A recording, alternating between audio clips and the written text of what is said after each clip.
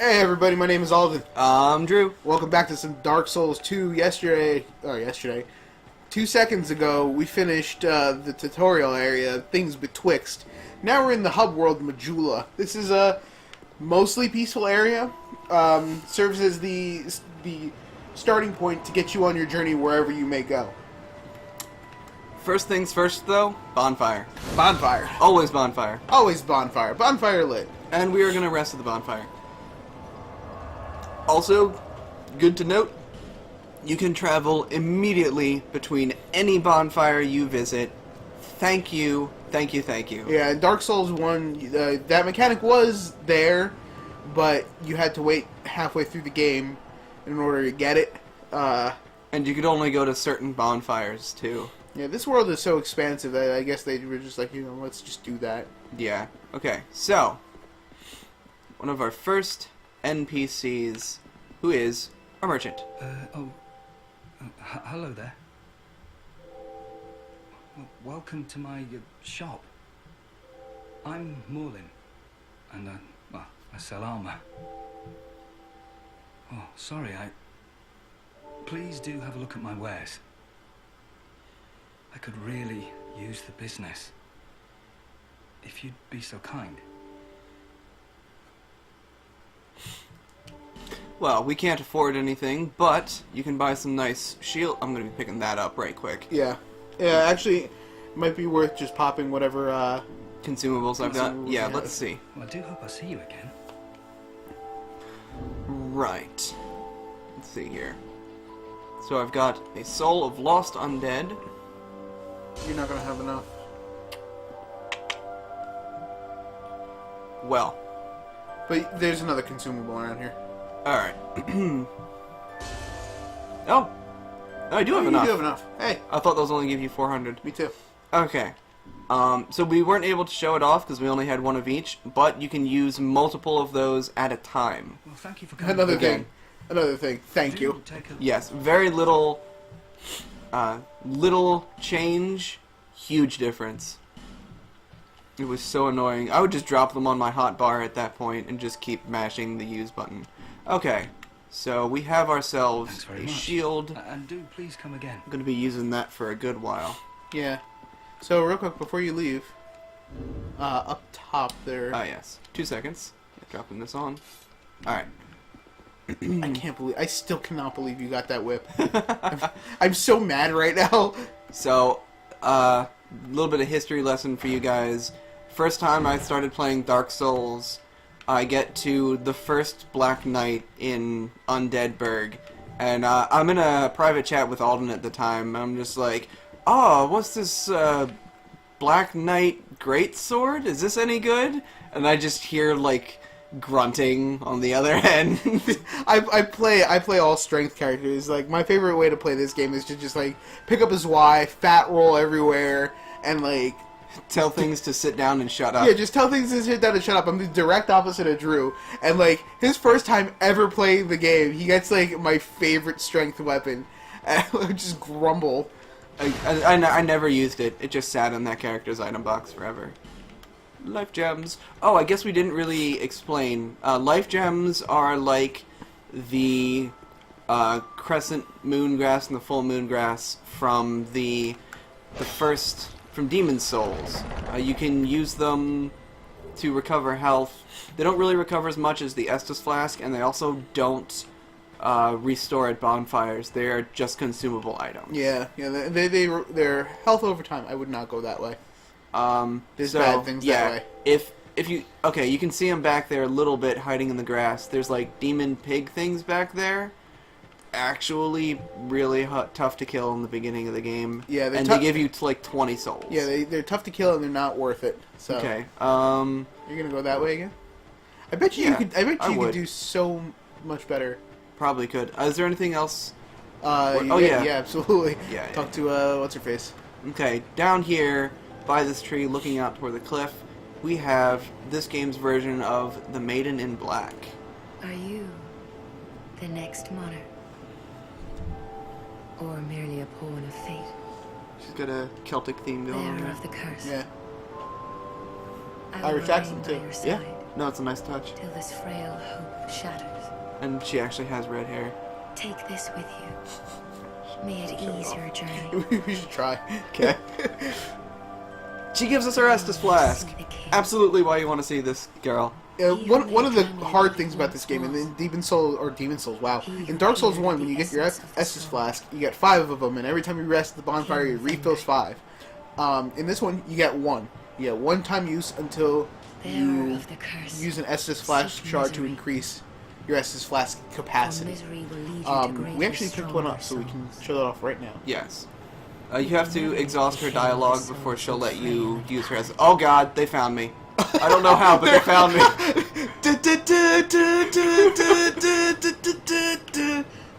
Oh no. Okay, so Drew might die here.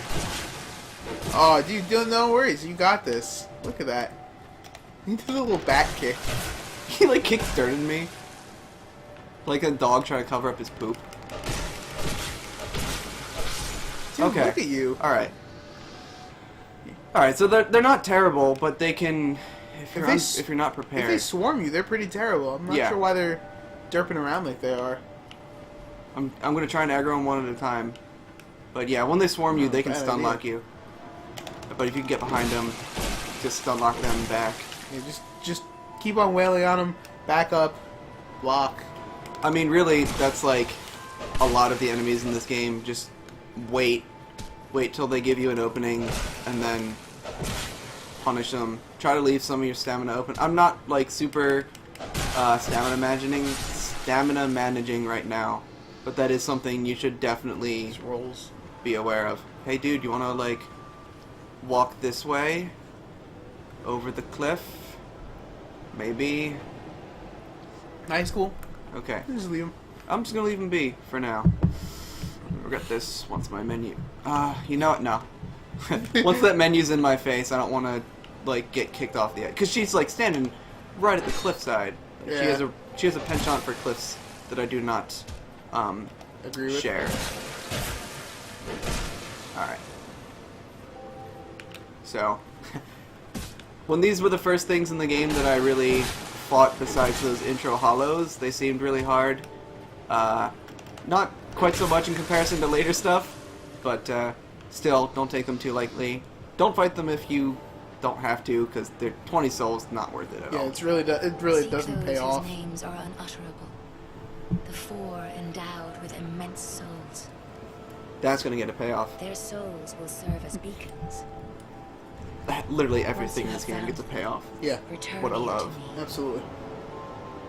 so that hope will not fade away. So that hope will not fade away. I love that. So this game, where the first game was Is more that a about shard? rekindling the bonfire, Here, you know, to see light.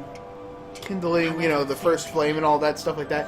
This game really explores the personal aspect of the curse. It's mostly about like how the curse affects human beings. You know, what being an undead is, you know, supposed to mean. So a lot of the symbolism in this is like before hope fades. The whole thing is being an undead is kind of not different from being a human, except for the fact that when you die, you wake up and you're not dead anymore. And every time you do, you sort of lose a piece of yourself. Are you showing it Alright, off? I'm gonna try. So, this NPC actually has 2 different colored eyes. You can see there when she's Yeah, at the one, very one back. of them's purple. Yeah, the one on the left is purple, the one on the right is like brownish hazel. But her hair covers one of her eyes, so it's really hard to see unless you like clip through her hair like that. Yeah. But Yeah, sorry. no, that's cool. So I mean, with that, you know, everything like with being hollow, you know, every time you die, you sort of lose a piece of yourself, and become more and more of just this crazy deranged monster. You have to imagine that, like, you still feel it when you die every time. It's not like, you know, you die and it's like, oh, okay, don't worry, I'll be back back in 5, guys. It's like it's a painful experience. So This is not DBZ. yeah, like going over and over and dying over and over and over again, eventually it starts to wear on you, and you start forgetting you've been alive so long that you start forgetting your past, and eventually you just become this crazy, like, feral being. Yeah, I really liked the symbolism in the first Dark Souls when they actually used the humanity mechanic. Like, you're losing humanity because, like, you lose a piece of what makes you human, and you just get more and more this zombified, hollow creature that just has nothing inside. Like this guy. You're undead, aren't you? You have that distinct scent, the smell of irreversible fate. This is Majula. It is a kind of settlement. A place where life is almost normal. And in Drang Lake these days, there are very few places like that. I am Solden. And I like am you, crestfallen warrior. I lost everything. Yeah, there's a lot of And now I'm characters here. in this game that are You probably sort of know that it throwbacks was to possible NPCs break from the the first curse Dark here. Souls And Demon Souls. and Demon Souls. That's Crestfallen not warrior's been in all of them. Yeah. Also, the There's nothing here for you. Me, Emerald or Maiden, anybody. is that what she's called? in this Yeah, one? Emerald Maiden is like Maiden in Black. Except with a much more discernible accent. There is an extremely trustworthy and upstanding individual that we'll meet. I'm not certain. Wink wonk. I'm told that the soul is the essence of life itself. And of course you've got your blacksmiths, but they're all Anything pretty living, sentient or no, supposed different in to- character. That's not to say that everybody's the same. There are a bunch of new characters in this that are Is pretty true awesome. to the soul. Mm. Do you see what that means? And this is where he explains it. I love this. To be alive, to walk this earth. That's the real curse, right there. We undead will never die. And that's quite a predicament, really. Yeah, that's heavy. Yeah, so I mean, like, There are 4 beings in this land with giant souls. And wherever you go from here, you'll sooner or later come up against them. Each has a powerful soul. And a terrible that's a curse. powerful soul. If that Got kind that soul at the subway. then you would just give up right now. Like I have. I love that just pitiful laugh at the end there. Yeah. You should keep talking to him, actually. Is there more? I thought that was Yeah. the end of it. You should join a covenant. Do you ever cry out for help? Oh yeah, he is a The covenant journey bestower. of an undead is long and treacherous. You'll face invaders from other worlds at every turn. I've not actually been invaded yet. If you Nope. need help, I'm not usually why human though. not proclaim faith in the No, that's one thing, and I kind of hope this changes. That I don't get invaded as often as I did in Dark Souls. Dark Souls 1. Like, while you know, it sucks because that invariably happens. You're just trying to rush a boss, and you get invaded, and You're it's like, just, "Oh." yeah, you're pissed. But, like, you know... It is that's- pretty cool. I like... Should I? Yeah, absolutely. Yeah. Show it off. We'll show it off. You know, I like the whole PvP aspect of it, and I like the way that it's handled in Dark Souls 2. Blue seal. Yeah. Entered covenant. That is a wise decision. So, returning mechanic from Dark Are Souls. weak, but the Blue Sentinels watch over us in their benevolence. Let the Sentinels cradle you in their embrace. So that's a thing. When he says the Blue Sentinels will watch over us, he's not just talking about, like, a god or some sort of NPC group. The Blue Sentinels are another group, as another covenant. So there are other players. Yeah. So I'm in the way of blue now, and people who are in the Blue Sentinels, when I get invaded, will automatically be summoned to my world to defend me. Which is pretty freaking cool. That is pretty cool. And the slot next to my health that was formerly filled by my soft humanity is now got my covenant symbol. And if I were to become human and go to an area where PvP is allowed, it would start pulsing blue, which means that my covenant is active and that the Blue Sentinels can come to defend me. Alright, what else here? Anything else Yeah, here? it's just that. Yeah, there's an item up there, and then this is another covenant. This is a straight up make the game harder covenant. Ugh. You join the covenant, and everything becomes hard. Yeah, we're gonna not join that covenant. So we got some homeward bones here, and we can kneel before this statue. Or Victor's stone. Press A there. Don't. Yeah, do it. Then say no. No. No? No, because I was wondering. I don't think you got the. I don't think there was an achievement for this. Yeah, usually when you talk to an NPC about joining a covenant, you get the achievement for discovering the covenant. I didn't get one for that last time I played. Yeah. Trying to figure out how I really don't want to join that covenant. Yeah. Right. Going back to the whole like humanity and hollowing thing, the one thing that I really think is cool about this is, and this was something that was established in Dark Souls 1, the idea of. Oh, and I'll let you talk to this person before. Okay. Oh, undead, are we? And one without much time remaining. Just about ready to fall apart, I'd say.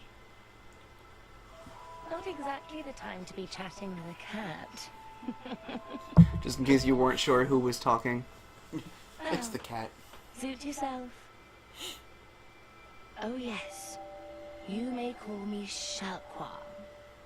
Enchanté. So, what did you want anyway? Ooh, you smell wonderful.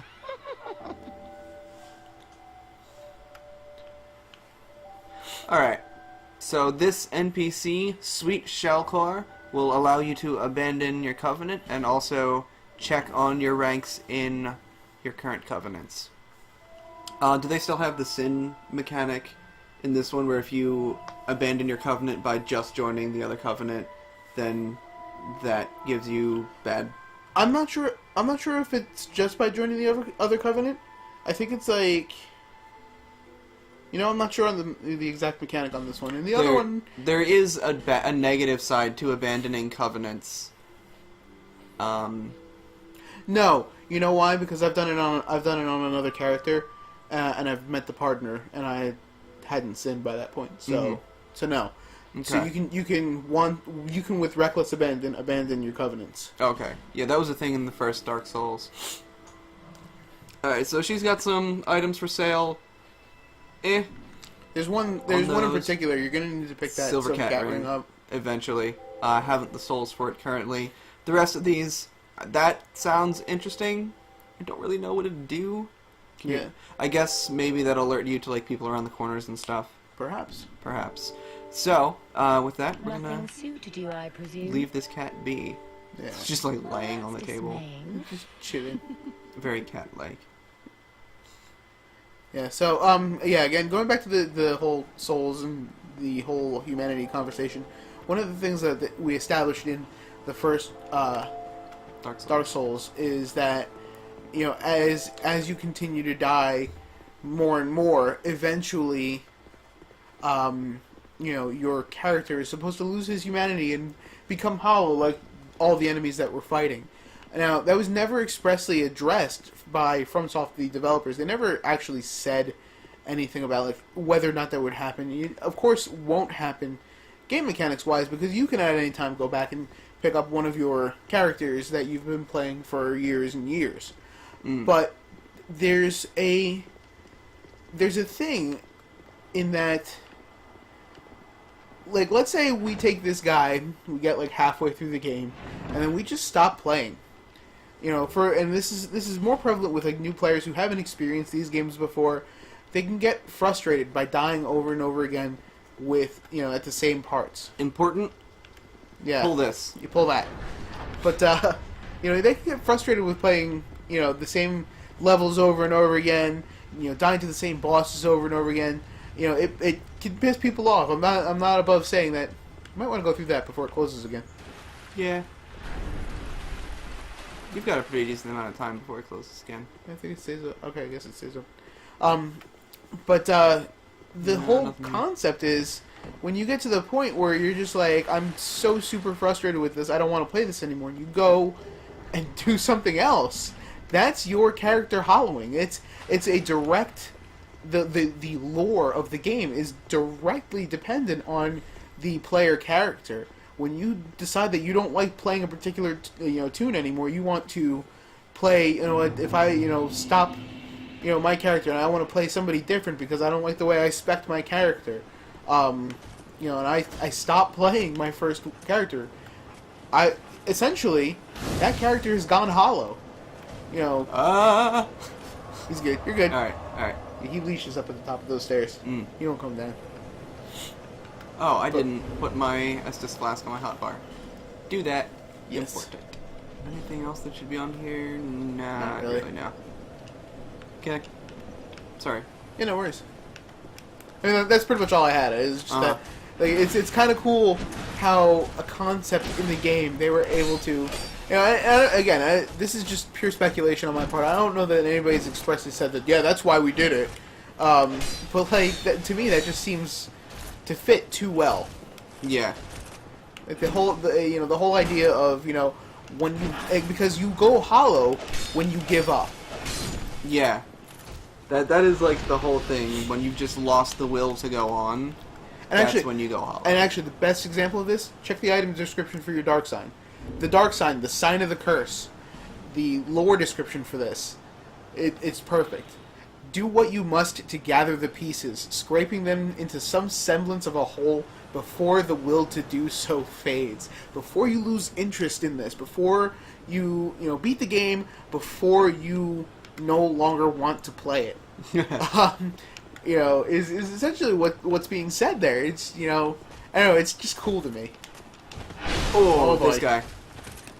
Oh. Let's not have a repeat of last night, shall we? Oh, I'm trying. Now you have a shield. You have that shield, so. Ooh. So, just as a heads up, I'm the first time Drew ever played this was last night, and last night he didn't have this shield. He had like a 75% block shield. Oh, and terrible. This guy was telling him the news. He was giving me the business. He was. Alright. Also, I did what I'm doing now. I came here first. This is not really the beginner area. Oh. Yeah, I mean, so one of the big differences between this and Dark Souls 1. In Dark Souls 1, in Dark Souls 1, you can go whichever way you want. You're supposed to go to Undeadburg first. Yeah. You're supposed to. In this game, you can progress as far as you can in any of the 4 paths. By the way, 100% drop. Yeah. That guy will not respawn. So. Yes, and we want to go back to Majula real quick to use that. Okay. But yeah, in this there are four main branching paths, 3 of which are accessible at the start of the game. And you can go along any of those paths at any time. Like we're doing here. There's the Forest of the Giants. Did we have to go back to Majula? Yeah, you have to. Yeah, you have to burn the bonfire at Majula. Oh, you have to burn it at Majula. Yes. Okay. But with these branching paths, you can go to the Forest of the Giants, which is with the undead. It's the Undeadburg of this game. Is the Forest of the Giants. Sublime Bone Dust. Yeah. Real quick, you can burn a human effigy at the bonfire. It will basically make it so that you can't. Well, you can get invaded. It's just much less likely. Yeah, it's much less likely. It has something to do with modifying your soul memory. Yeah. So this Sublime Bone Dust, what we just picked up, this is what we want to burn. And this will give us, instead of 2 Estus Flasks, we now have 2 Estus Flask plus 1. Plus 1. Travel back. Yeah. Don't really got the souls to level up yet. So we're going to go back to Heidi's Tower of Flame. Well, she's just like sitting on the rock kicking her feet. The idle animations in this game, all the animations in this game, everything in this game has so much personality. It's so good. Yeah. They didn't they didn't do anything to just fill space. Yeah.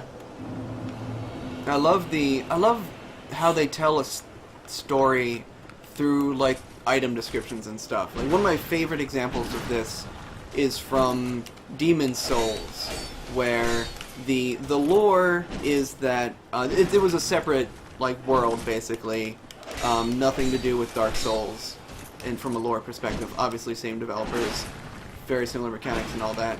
But in Demon Souls, the big MacGuffin you're trying to do for the story is to defeat the Old One or put him back to sleep. Basically, big Cthulhu-like monster awakens and all this evil, dark stuff starts happening. Like, people can start casting spells and, like, the faithful people can cast miracles, and this colorless fog descends across the world. And that basically spawns everything that happens in Demon Souls. And so the faithful people are like, oh, well, you know, we can use miracles because the Old One has awakened, and God wants us to fight back against the Old One, and He's giving us the power to do so. You know, we can use our faith as a weapon. And you can use talismans to cast miracles, and you can use catalysts to cast spells.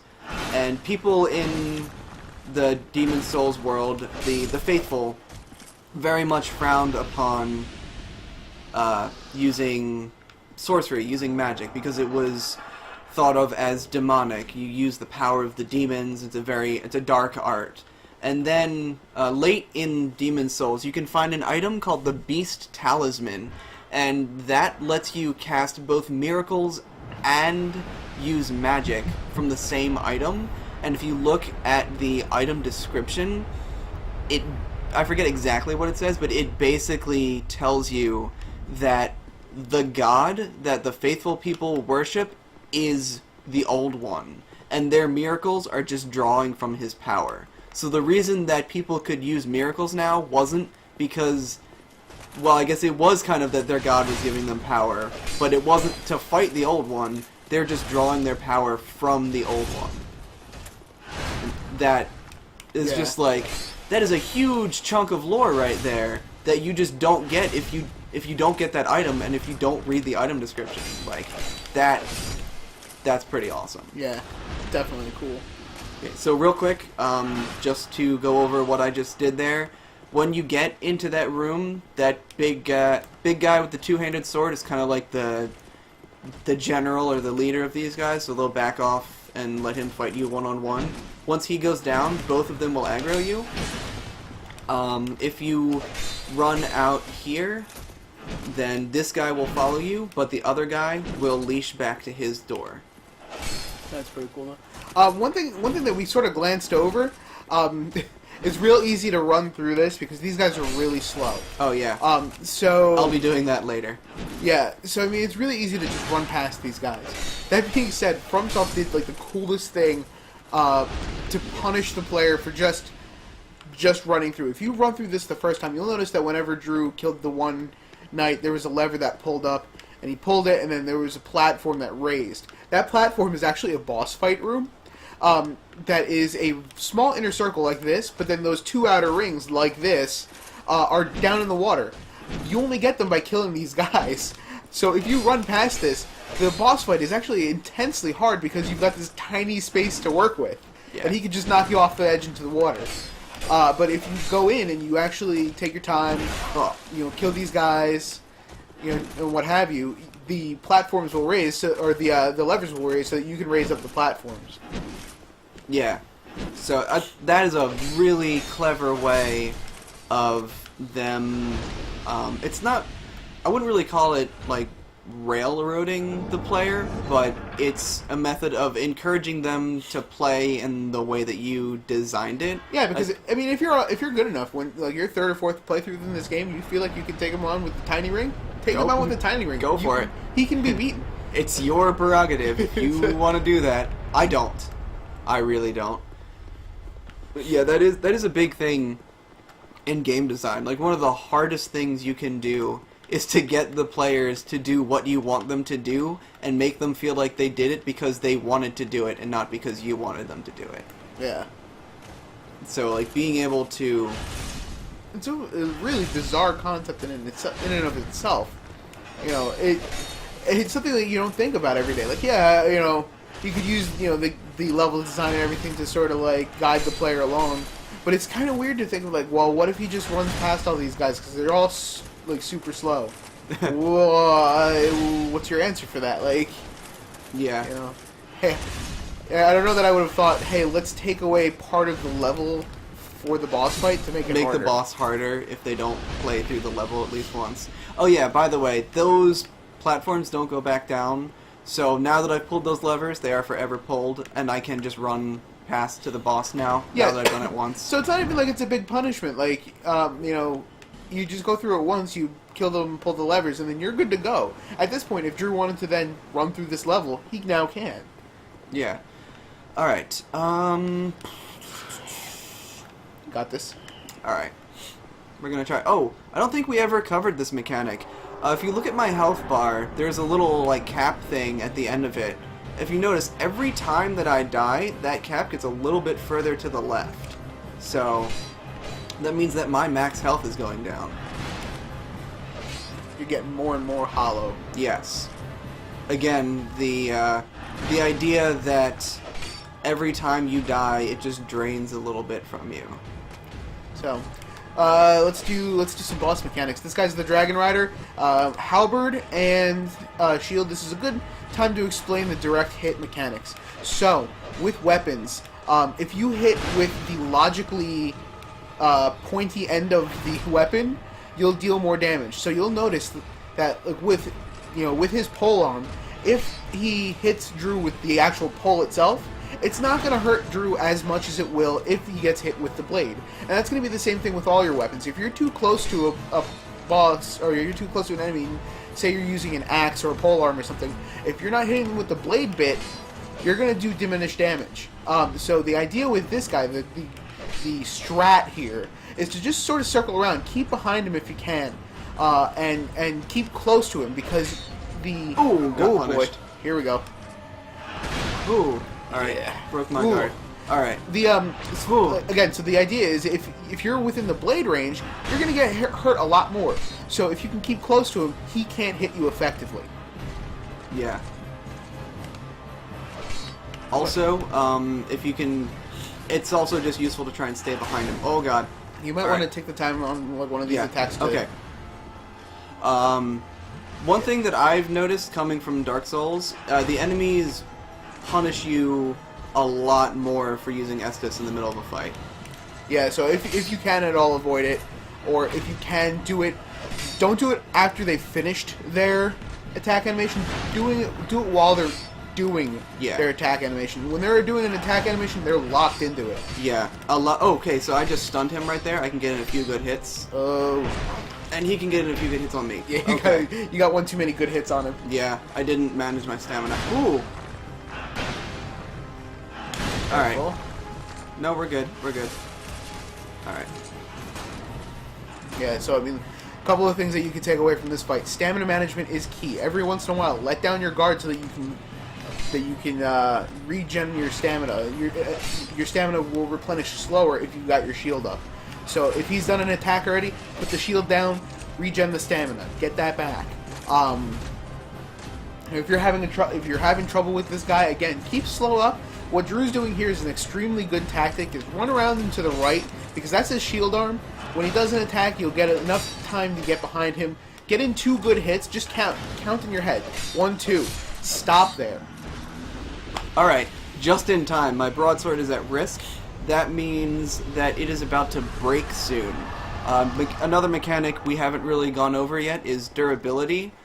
This was in Dark Souls And and Souls. Demon Souls. But it was really negligible in both of them. Yeah.